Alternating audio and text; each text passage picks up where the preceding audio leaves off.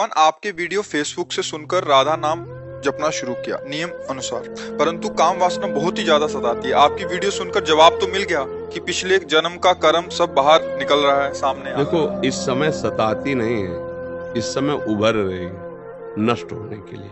अगर आप सावधान रहें और नाम जप करते रहें और गलत क्रिया ना करें तो उभरती है और नष्ट हो जाती है।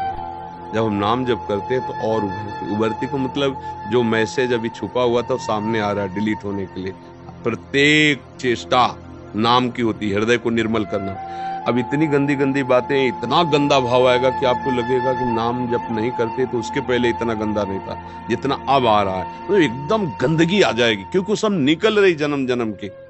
ऐसे फोड़ा चिकना दिखाई देता है जब ऑपरेशन शुरू होता है, सब निकल के। अब ऑपरेशन शुरू होता है, राधा राधा राधा राधा। धैर्य रखो, थोड़ी पीड़ा सह जाओ, वो जो अंदर क्लेश दे रहे सब शांत हो जाएगा। बस गलत करो मत। अगर गलत हो भी जाए फिर हिम्मत करो मैं गलत नहीं करूंगा, फिर हो जाए फिर हिम्मत करो। ये मार्ग ऐसा नहीं, जो इस मार्ग में चलते हैं वो इसको समझते हैं। जैसे बार अरे ऐसा कैसे, अरे 25 वर्ष से लड़ रहा है, 25 वर्ष से लड़ रहा है अपने मन में। तो अगर एक बार मन जीत गया तो कोई आश्चर्य की बात है? 25 वर्ष हो गए उसको साधना करते हो गए, 1 मिनट में फिसल गया और बोले गया गया गया। ऐसा नहीं होता। जो समझते हैं वो समझते हैं। बराबर चढ़ रहा सीधी ऊंचाई, अब फिसल गया 1 सेकंड के लिए, तो हमारा तो कर्तव्य होता है कि उसको प्रोत्साहन दे। पर समाज प्रोत्साहन नहीं देगी, काट के फेंक देगी, उसके प्रोत्साहन को काट देगी, उसके जीवन को। बहुत कठिन चढ़ाई भगवत मार्ग की है। मैं विचार में देखो, आप शराब पिए ऐसे गली कूचे में घूमो, को तुमसे कौन बात करता है? आपकी मस्ती है।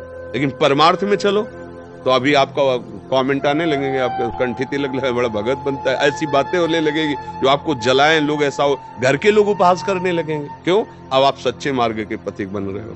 तो इसमें इतनी हिम्मत तो भैया रखनी पड़ेगी कि अंदर जो गलत हमारी वासनाएं हैं वो निकलने, उनको निकलने दें। वो निकलने आ नहीं रहे। जैसे जब से नाम जप किया गौर वासना, ऐसा नहीं है, वो जा रही है। पर धैर्यपूर्वक नया संस्कार न बनने पाए। जब ब्याह हो जाए तब गृहस्थ धर्म से अपने बर्ताव को करे। अगर ब्याह हो गया है तो गृहस्थ धर्म की एक सीमा में बंध जाए, बाहरी कोई ऐसा अपराध न करे, तो फिर भजन धीरे धीरे गृहस्थी में रहते हुए भी आनंद में जीवन कट जाता है। और अगर नहीं आनंद में तो मनमानी करोगे तो फिर भागवतिक कानून तो है ही, हमारा राजकीय कानून है, जीना मुश्किल हो जाएगा।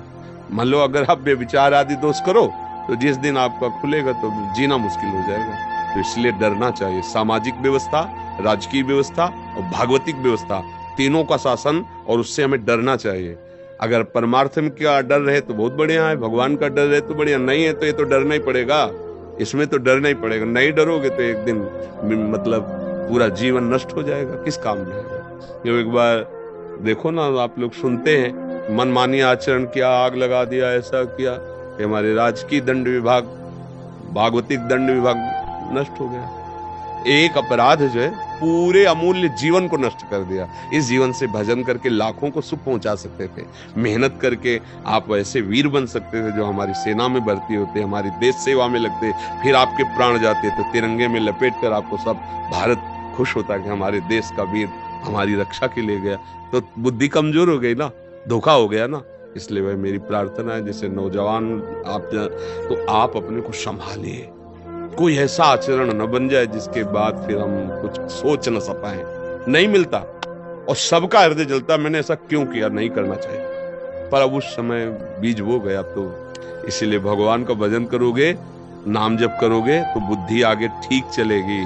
जहां खतरा है वहां डर जाएगी। नहीं नहीं, ऐसा नहीं, ऐसा नहीं। बचाएंगे, भगवान बचाएंगे। इसलिए